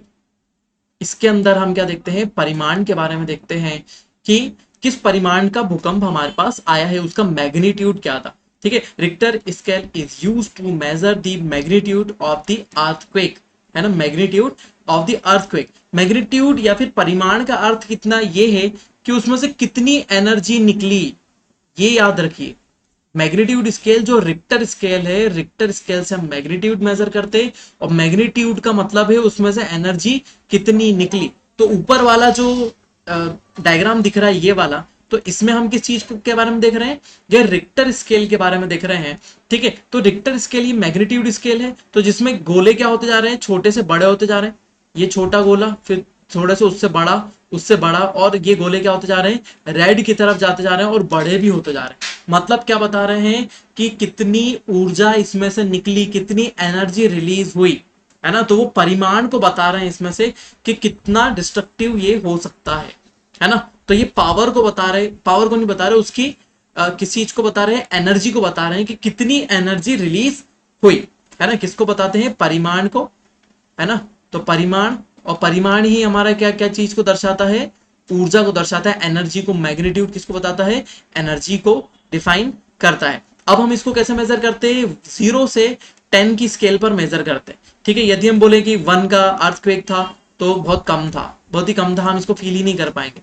2 का था, फिर 3 का था, 4 का था, हम यहां से फील करना शुरू करते, 3-4 से हमको फील होना शुरू होते, और 10 का तो हम बहुत ही ज्यादा पावरफुल होता है। ऐसे अर्थक्वेक नहीं आए हैं, है ना, लगभग 8 की रेंज तक, 8 8.5 की रेंज तक, 8 पॉइंट, है ना, 8.5, है ना, 5-6 की रेंज तक हमको अभी तक जनरली भूकंप देखने को मिलते हैं। इस रेंज के भूकंप तो बहुत ही ज्यादा डिस्ट्रक्टिव होते हैं। ठीक है, तो ये याद रखिएगा। दूसरी स्केल होती है इंटेंसिटी, है ना, इंटेंसिटी स्केल। देखिए, अब इंटेंसिटी स्केल जो होती है वो हमारी किस चीज को मेजर करती है, तीव्रता को, तीव्रता। मतलब अब हमने क्या बोला, इंटेंसिटी स्केल मतलब तीव्रता वाली मापन। ठीक है, अब ये बताती है कि ये कितना खतरनाक है, हमारा जो भूकंप है वो कितना डिस्ट्रक्टिव है ना। उससे तो हमको एनर्जी पता चल रही थी, किससे, रिक्टर स्केल से हमको क्या पता चलता है, हमारी कितनी पावरफुल एनर्जी रिलीज हुई, कितनी एनर्जी रिलीज हुई। अब इंटेंसिटी स्केल से हमको क्या पता चलता है, मर्केली स्केल से हमको पता चलता है क्या वो डिस्ट्रक्टिव कितना है, कितना विनाशकारी है ना। यहां पर हमको पता चलती है इसकी, वहां पर ऊर्जा पता चली थी, यहां पर पता चलती है शक्ति। यहां पर क्या पता चलती है, इसकी शक्ति पता चलती है, इसकी पावर पता चलती है, कितना पावरफुल हमारा होगा। तो मर्केली स्केल किस चीज को मेजर करने के लिए आती है, शक्ति या फिर पावर को। यहां पर देखिए 1 का ये स्केल बता रहे हैं, एक उसमें थोड़ा सा ग्राफिकल रिप्रेजेंटेशन है। ठीक है, तो कुछ डायग्रामेटिक है। देखिए यहाँ पर ये छोटा सा भूकंप था, यहाँ पर क्या हुआ, यहाँ पर ये चीज दिखाई दे रही है कि यहाँ पर मेज पर एक गिलास रखा हुआ है ना, तो उसको कोई फर्क नहीं पड़ा। अब यहाँ पर मेज पर गिलास रखा हुआ तो थोड़ा सा गिलास हिला, फिर 4 से 5 के बीच में जब ये पहुंचा तो ये क्या हुआ, तब मेज पे रखा हुआ गिलास गिर गया। फिर उसके बाद 5 तक तो हमारे घरों सिर्फ हिलते हैं, थोड़ा सा उसको इफेक्ट नहीं पड़ता है, ठीक है। तो ये मॉडरेट टाइप के होते हैं, ये लाइट टाइप के होते हैं। तो जब भी मॉडरेट अर्थक्वेक आएगा 5 से 6 के बीच में, तो हमारी बिल्डिंग थोड़ी सी हिलेगी, ठीक है। जब स्ट्रॉन्ग टाइप का आएगा, मतलब 5 या 6 से जैसे ही पार हो गया, शक्ति उसकी जो पावर है वो कल से 6 से ज्यादा ही पार हो गई, तो अब हमारा घर चरमरा जाएगा, मतलब वो गिरने की कगार पर आ जाएगा, ठीक है। जब मेजर अर्थक्वेक आते हैं, बहुत ही खतरनाक अर्थक्वेक आते हैं, तो हमारा ये वाले घर क्या हो जाएंगे, कोलैप्स हो सकते हैं। कोलैप्स होने की संभावना है कि लगभग कोलैप्स हो जाएंगे। और जैसे ही वो 7.5 8 को पार करता है, तो ये पूरी रेंज 7.5 के बाद की रेंज पूरी वो कहलाती है जिसमें हमारे सभी स्ट्रक्चर क्या हो जाएंगे, डिस्ट्रॉय हो जाएंगे, सभी स्ट्रक्चर यहाँ पर गिर पड़ेंगे, तहस नहस हो जाएंगे, ठीक है। यदि हम मर्केली स्केल की बात करें तो ये किससे 1 to 12 में चलती है, 1 से 12 की है। और ये स्केल कहाँ थी, 1 से 10 की। ये किसकी चीज को बताती है, एनर्जी या ऊर्जा को बताती है। और ये पावर को या शक्ति को बताती है, कितना शक्तिशाली है और कितने एरिया को डिस्ट्रॉय कर सकता है, ठीक है। ये समझ में आया, ठीक है। चलिए, तो ये था हमारा मेजरमेंट, है ना। तो दोनों स्केल थी, मैग्नीट्यूड स्केल, परिमाण स्केल, और इंटेंसिटी या तीव्रता स्केल। चलिए आगे बढ़ते हैं। ये हमारे स्केलों के बारे में, सिस्मोग्राफी तीव्रता मापन और परिमाण मापन पैमाना हमारा, ठीक है। देखिए अब यहाँ पर आपको 2 टेबल मैंने रखी हुई है, डायरेक्ट टेबल में लेकर आया हूँ, ठीक है। तो वहां पर सभी चीज को यहाँ पर देखने को नहीं मिल रहा है, तो यहाँ पर आप देखिए, यहाँ पर नाम देखिए, ठीक है। शुरुआत में इंस्ट्रूमेंटल 1 की तीव्रता वाला, है ना, इफेक्टिव, है ना, उसकी इंटेंसिटी इतनी है। फिर वीक अर्थक्वेक दोयम दर्जे, दूसरे दर्जे का होगा, तीसरे दर्जे का होगा, थर्ड रेंज का होगा, है ना। तो फिर वो क्या होगा, थोड़ा सा डिस्ट्रक्टिव होगा, हल्का सा, है ना। और फिर उसके बाद मॉडरेट, है ना, फिर उसके बाद स्ट्रॉन्ग, फिर बहुत स्ट्रॉन्ग होता जाएगा, वेरी स्ट्रॉन्ग होता जाएगा, ठीक है, डिस्ट्रक्टिव हो जाएगा। तो वही सब रेंज यहाँ पर दे रखी है कि पहला रेंज है ये हमको फील ही नहीं होते। फिर दूसरा जो होता है, ठीक है, वहां पर क्या हो जाता है, हमको फील होते हैं, लेकिन जब हम एकदम स्थिर खड़े रहेंगे तब हमको फील होंगे, ऐसा वाइब्रेशन, हल्का सा वाइब्रेशन, और वो भी ऊपर वाले फ्लोर पर हमको फील होगा। जब तीसरे रेंज में आ जाते हैं, ठीक है, तब हमको घरों के अंदर भी ये पता चलने लगते हैं, तो हमारे घर में चीजें हिलने लगती है। फिर उसके बाद जब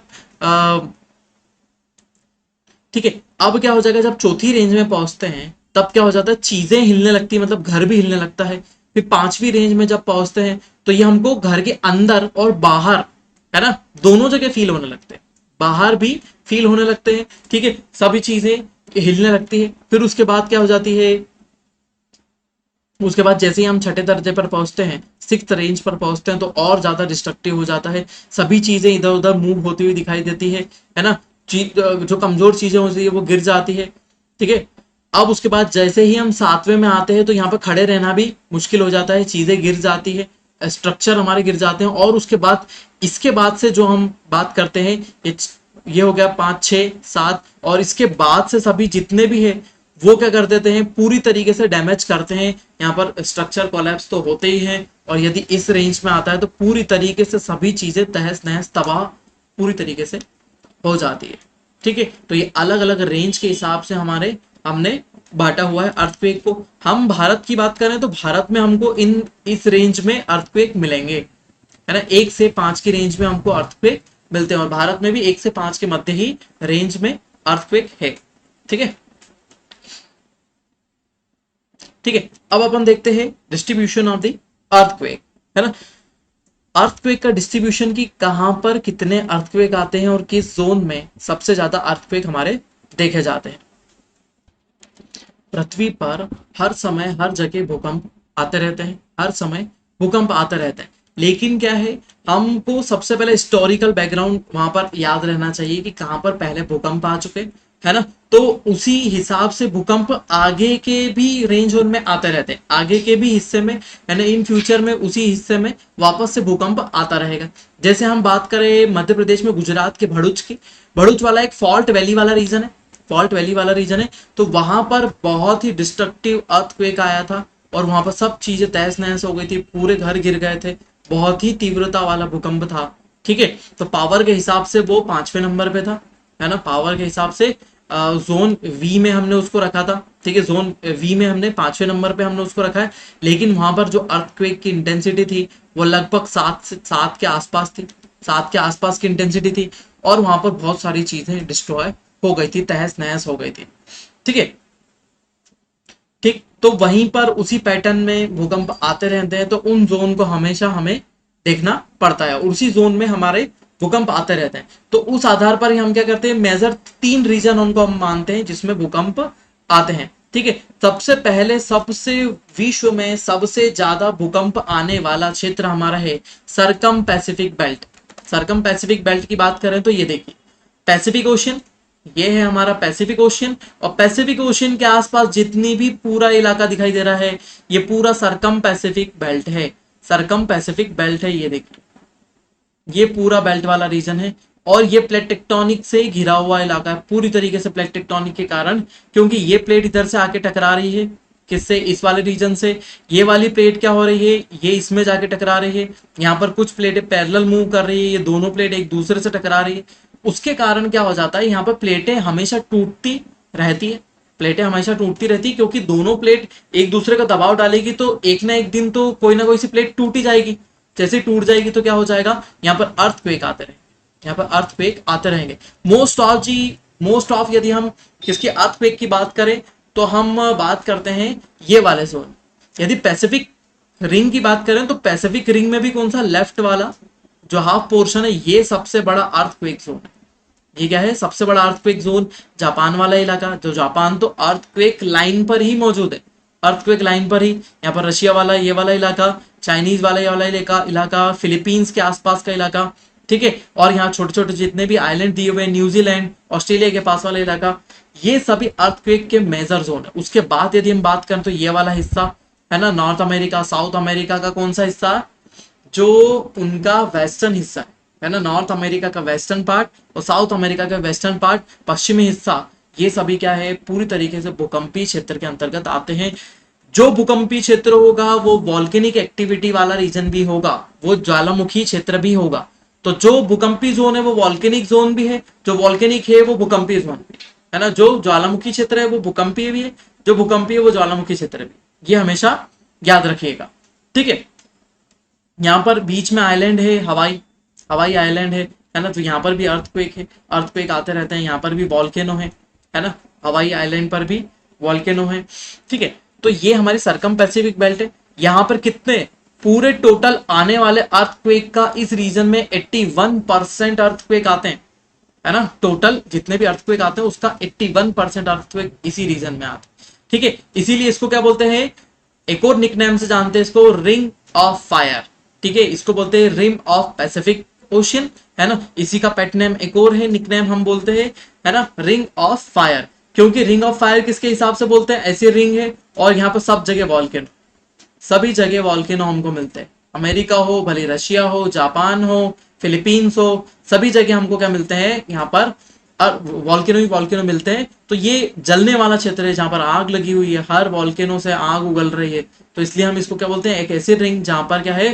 फायर है, तो इसको बोलते हैं रिंग ऑफ फायर, ठीक है। यहाँ पर टेक्टोनिक प्लेट्स है, जहां पर प्लेट्स क्या हो रही है, एक दूसरे से कन्वर्स हो रही है, एक दूसरे के अंदर मिलती जा रही है, एंड कन्वर्जन प्लेट बाउंड्री है, यहाँ पर पैरेलल प्लेट बाउंड्री है ना, कन्वर्जन प्लेट बाउंड्री है, पैरेलल प्लेट बाउंड्री है, इसलिए क्या हो जाता है, यहाँ पर अर्थक्वेक सबसे ज्यादा आते हैं। तो ये आप याद रखिए, ये हमारी सरकम पैसिफिक बेल्ट है ना, सरकम पैसिफिक बेल्ट, इसमें भी अर्थक्वेक बहुत ज्यादा मात्रा में आते हैं, ठीक है। ये उसी का हिंदी वर्जन हमारा। देखिए, दूसरी हम बात करते हैं मिड कॉन्टिनेंटल बेल्ट, कौन सी, यहाँ पर ये नाम ज्यादातर याद रखिए, मिड कॉन्टिनेंटल बेल्ट, मतलब कॉन्टिनेंट के बीच में से जाने वाला बेल्ट, है ना, ऐसा बेल्ट जो क्या है, कहां से जाता है, कॉन्टिनेंट के बीच में से जाता है। यहाँ पर क्या आता है, देखिए, एशिया से होकर जाता है, जिसमें जावा, सुमात्रा और हिमालय आते हैं, है ना।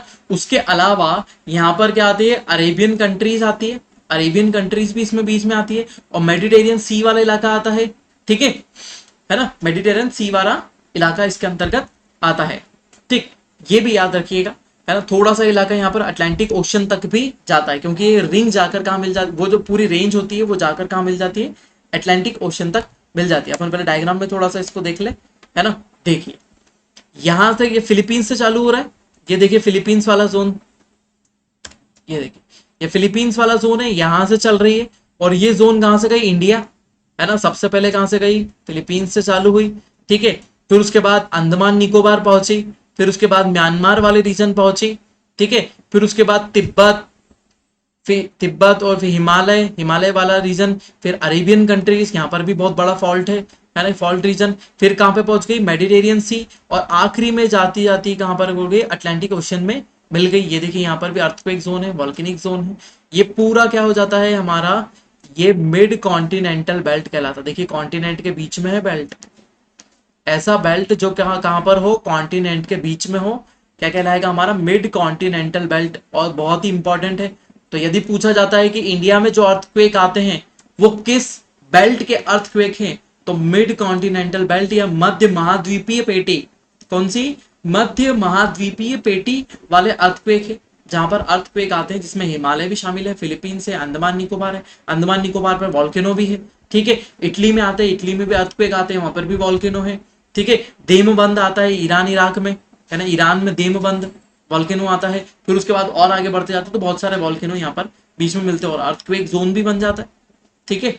तो ये हमारा कौन सा जोन था, दूसरा जोन था। यदि दूसरे जोन की बात करें, है ना, यदि हम यहाँ पर दूसरे जोन की बात करें तो यहाँ पर 17%, है ना, टोटल अर्थक्वेक का 17% क्या होते हैं, अर्थक्वेक आते हैं, है ना। तो मिड अटलांटिक रीज तक ये जाता है, मिड अटलांटिक रीज तक ये पहुंचता है ना, जहां पर टू टेक्टोनिक प्लेट्स क्या हो रही है, स्प्रेड हो रही है, एक दूसरे से दूर जा रही है, ठीक है ना। जो मिड मिड अटलांटिक जो रीच है, वहां पर प्लेट क्या हो रही है, एक दूसरे से दूर की तरफ जा रही है, ठीक है। वहां पर ये मिलते हैं, है ना।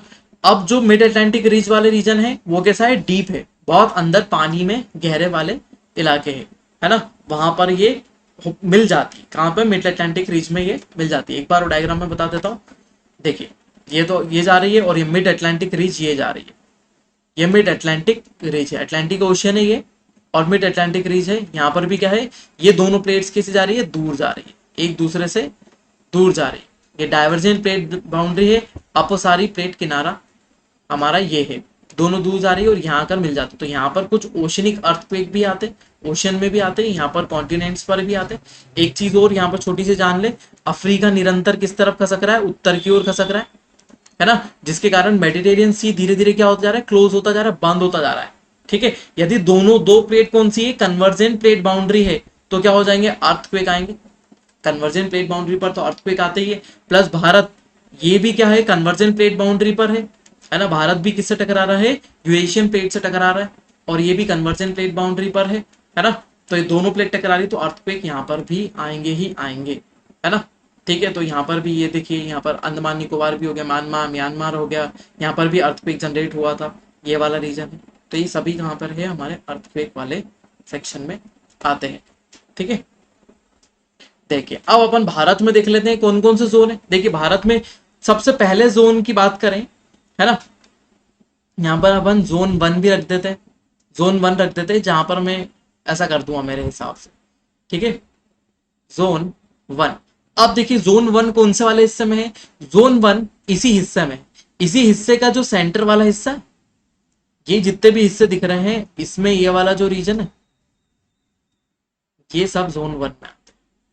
यहाँ पर छोटा सा हिस्सा, ये छोटा सा हिस्सा, ये जो जोन आते हैं ये कौन से है, ये जोन 1 है। जोन 1 के आसपास ही कौन सा है, जोन 2। जोन 1 के आसपास ही कौन सा है, जोन 2, जहां पर ऐसे भूकंप आते हैं जहां पर सिर्फ टेबल हमारी हिलेगी, टेबल हिलेगी, गिलास नहीं गिरेगा, है ना। जोन 2 वाले भूकंप आते हैं, तो ये जो स्लेटी कलर में दिख रहा है, यहाँ पर कौन सा आएंगे, हमारे ऐसे भूकंप आएंगे जहां पर सिर्फ टेबल हिलेगी, है ना। ये वाले यहाँ पर कहाँ पे, लक्षद्वीप, लक्षद्वीप आइलैंड पर भी ऐसे ही ऐसी स्थिति। उसके बाद जोन 3 वाले भूकंप की बात करें, तो जोन 3 वाले भूकंप क्या है, उससे ज्यादा डिस्ट्रक्टिव है। जोन 3 वाले भूकंप उससे क्या है, ज्यादा खतरनाक है। तो ये हमारे भारत में फैला हुआ है। यदि हम जोन की बात करें कि कौन सा जोन भारत में सबसे बड़ा है ना, अर्थक्वेक में, तो सबसे बड़ा जोन हमारा जोन नंबर 2 है, जोन नंबर 2 पूरे भारत में लगभग फैला हुआ है। ठीक है, उसके बाद जोन नंबर 3 भी उसी के लगभग बराबर ही है, लगभग बराबर ही दोनों जोन क्या है, फैले हुए हैं। तो जोन नंबर 3, तो भारत का मुख्यतः हिस्सा, भारत का अधिकांश यदि हम बोले तो कम से कम 30% हिस्सा भारत का किसमें है, अर्थक्वेक के थर्ड जोन में आता है, अर्थक्वेक के थर्ड जोन में आता है। फिर उसके बाद फोर्थ जोन की बात करें, है ना, राज्यों के हिसाब से मैं बता दूंगा, जो खतरनाक इलाके हैं उनको राज्यों के हिसाब से मैं अभी आपको बताता हूँ। ठीक है, तो पांचवा जोन देखिए, पूरा हिमालय वाला रीजन, पूरा हिमालयन रीजन। ठीक है, और फिर गंगा रिवर वैली, और यहाँ पर कहाँ पर, ये वाला इलाका है ना, गुजरात वाला इलाका हमारे इसमें फिफ्थ जोन में आता है। और लास्ट में हमारा जोन आता है 5, जो सबसे डिस्ट्रक्टिव है, जिसमें हमारा आता है गुजरात, और यहाँ पर भी एक छोटा सा रीजन यहाँ पर भी आएगा, ये वाला भी जोन 5 में ही आएगा। नॉर्थ ईस्ट हमारा पूरा। ठीक है, फिर उसके बाद हिमालय तिब्बत से लगा हुआ इलाका हमारा, ये भी 5 में आएगा। ये ग्रेटर हिमालय, जहां तक हम बात करें, ग्रेटर हिमालय पूरा, महान हिमालय जो है पूरी तरीके से कहा किस में आएगा, हमारे जोन 5 में आएगा। अब देखिए मैं राज्यों के हिसाब से बता देता हूँ, है ना। तो जोन 5 में कौन कौन आ रहा है, जम्मू कश्मीर आ रहा है, हिमाचल प्रदेश आ रहा है, उत्तराखंड आ रहा है। ठीक है, इधर से हमारा आ जाता है, इधर से यहाँ पे पूरा नेपाल लगा हुआ है, हमारा बिहार, इधर से north east state, north east के सभी स्टेट्स, जिसमें अरुणाचल प्रदेश, मणिपुर, मेघालय, त्रिपुरा मिजोरम, मेघालय, सिक्किम, असम, सब कुछ आ जाएगा। ठीक है, तो ये हमारे साथ ज्यादा जोखिम वाले इलाके। उसके अलावा जो हमारा यहाँ पर एक रीजन मैंने बताया था, यहाँ पर था फॉल्ट वैली पर भरूच, गुजरात का भरूच, और इधर हमारा कौन सा रीजन है, हमारा रण ऑफ कच्छ। तो गुजरात, जम्मू कश्मीर, हिमाचल प्रदेश, उत्तराखंड, बिहार और नॉर्थ ईस्टर्न स्टेट्स क्या है, हमारे जोन 5 में आते हैं। उसके अलावा हम किसकी बात करें, जोन 4 की भी बात करें, जोन 4 में भी कौन कौन से आते हैं, जम्मू कश्मीर, हिमाचल प्रदेश, जम्मू कश्मीर, हिमाचल प्रदेश, फिर इधर हमारा दिल्ली, ये महत्वपूर्ण आ गया, दिल्ली हो गया। उसके बाद हमारा आ जाएगा यूपी, दिल्ली आ जाएगा, यूपी, बिहार, फिर उसके बाद हमारा ये वाला रीजन आ जाएगा जो है वेस्ट बंगाल, है ना, वेस्ट बंगाल आ जाएगा। और यहाँ पर हमारा मुंबई के से नीचे वाला रीजन, है ना, गोवा के आसपास वाला इलाका वो, और हमारा जोन 5 से लगा हुआ इलाका हमारा गुजरात का ही ये वाला छोटा सा हिस्सा।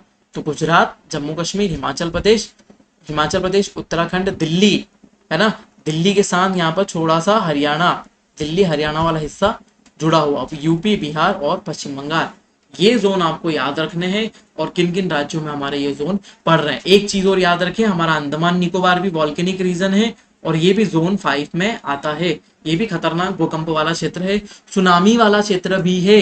सुनामी वाले चैप्टर में मैं सुनामी वाला सेक्शन बताऊंगा कि सुनामी वाले प्रभावित इलाके कौन से हैं हमारे पास, और जहां पर सुनामी के सबसे ज्यादा खतरा है। ठीक है, ये थे हमारे भारत के जोन्स। ठीक, अब पॉजिटिव इफेक्ट्स देख लेते हैं, है ना, पॉजिटिव इफेक्ट्स देख लेते हैं। क्या भूकंप के हमेशा नेगेटिव इफेक्ट्स होते? नहीं, उसके बहुत सारे पॉजिटिव इफेक्ट्स भी होते हैं, है ना।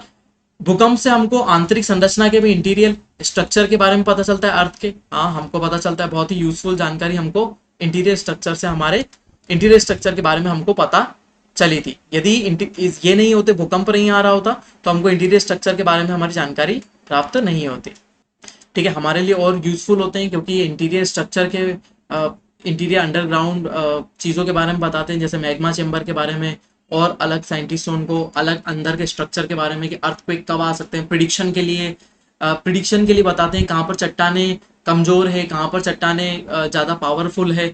जब सिस्मिक वेव्स, जब तरंगे पी, एस और एल उसमें से गुजरेगी, तभी हमको पता पड़ पाएगा ना कि वहां पर चट्टाने कैसी है, या चट्टाने ढीली है, यहाँ पर अर्थक्वेक आने का ज्यादा खतरा है या फिर कम है, या फिर दूसरी चीज है। हमने जोन्स में क्यों डिवाइड करा है, ये जो जोन्स में डिवाइड करा है तो कैसे करा, सिस्मिक वेव्स, ये इन वेव्स के आधार पर ही, इन्हीं वेव्स ने हमको बताया कि कौन सा इलाका कमजोर है, कौन सा इलाका मजबूत है ना।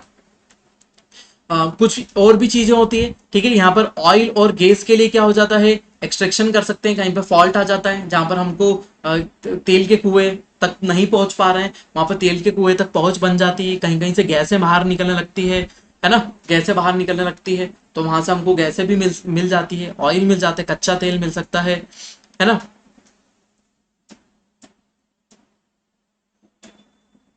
ठीक है, अब क्या हो जाता है, हाँ एक चीज और है कि यदि अर्थक्वेक वेव्स नहीं चलेगी तो हम हमारे शहरी क्षेत्र के बारे में कैसे जानकारी ले पाएंगे कि हमको शहर कहाँ पर बनाना है ना। यदि क्योंकि शहर क्षेत्र में क्या है, सबसे ज्यादा डेवलपमेंट है, सबसे बड़ी बड़ी इमारतें कहाँ पर होगी, शहरों में ही होगी, है ना। यदि हमने किसी कच्चे रीजन पर ऐसा इलाका जो नीचे से क्या है कमजोर है और उसके ऊपर हमने बिल्डिंग बना दी तो क्या हो जाएगा, बिल्डिंग 101% गिरेगी ही गिरेगी, क्योंकि हमने अर्थक्वेक वेव से हमने स्टडी नहीं करी, अर्थक्वेक वेव हमने स्टडी नहीं करी, है ना। और दूसरी चीजें हमको झेलनी पड़ी, क्योंकि स्टडी से हमको पता चला कि इंटीरियर स्ट्रक्चर कैसा है और बाकी सब चीजें, है ना।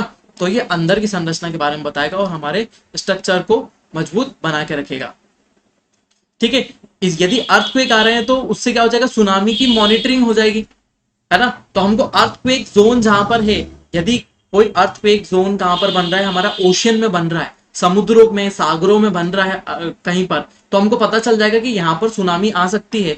तो ऐसा बड़ा कंस्ट्रक्शन कहां पर ना किया जाए, कोस्टल एरिया पर ना किया जाए, है ना। तो भारत में जैसे ये वाला इलाका है, ये तो तमिलनाडु वाले इस वाले इलाके में आपने बहुत ज्यादा कंस्ट्रक्शन नहीं देखा होगा, केरल वाले इलाके में बहुत ज्यादा बड़ी बिल्डिंग्स और कंस्ट्रक्शन नहीं देखा होगा, आपने यहाँ वाले इलाके में देखा है, क्योंकि ये सुनामी से सुरक्षित है और ये सबसे ज्यादा सुनामी वाला इलाका है, ये सुनामी से प्रभावित इलाका सबसे ज्यादा है ना।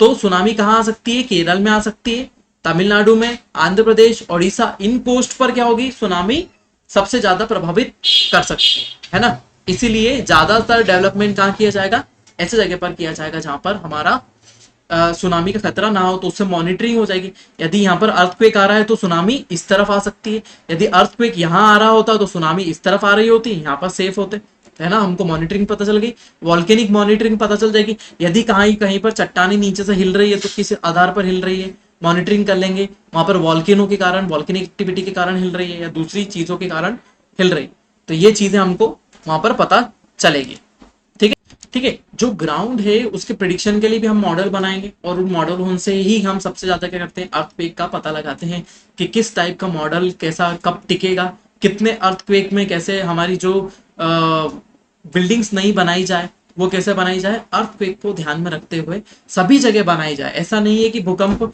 एक ही जगह आ सकता है, भूकंप भले ही जोन 1 में हो, हम 2 में हो, फिर भी उस जगह तक भूकंप की तीव्रता आ सकती है। तो ये बात आप बहुत अच्छे से ध्यान रखें कि उनको भूकंप आधार पर बनाना है, तो मॉडल्स तैयार करते हैं, उस आधार पर ही हमारी बिल्डिंग्स बनती है, ठीक है। तो ये पॉजिटिव इफेक्ट्स थे, किसी चीज का नेगेटिव होता है तो उसका पॉजिटिव हमेशा कुछ ना कुछ तो होता ही है, कुछ ना कुछ उसका पॉजिटिव तो निकलेगा, ठीक है। ये उसके सकारात्मक प्रभावों के बारे में पूरा हिंदी में। और बस ये था हमारा अर्थक्वेक। बहुत सारी बातें हमने इसके अंदर जानी, बहुत सारी चीजों को हमने देखा, और आप इसके नोट्स बनाइए, प्रिपेयर कीजिए सब चीज़ों को बहुत ही अच्छे से, लाइक शेयर कमेंट कीजिए, बताइए और क्या चीज़ें आपको चाहिए और हम इसमें और क्या इम्प्रूवमेंट कर सकते हैं और कैसे अच्छे से अच्छा और आपसे कितनी जल्दी तक आप तक कितनी जल्दी तक पहुंच पाता है, इसके बारे में बताइए। और बने रहिए बीबीजी एजुकेशनल हब के साथ। मैं अंकित बिंजवा आपके लिए ऐसे ही लेक्चर लाते रहेंगे और यूट्यूब पर मिलेंगे। Thank you so much.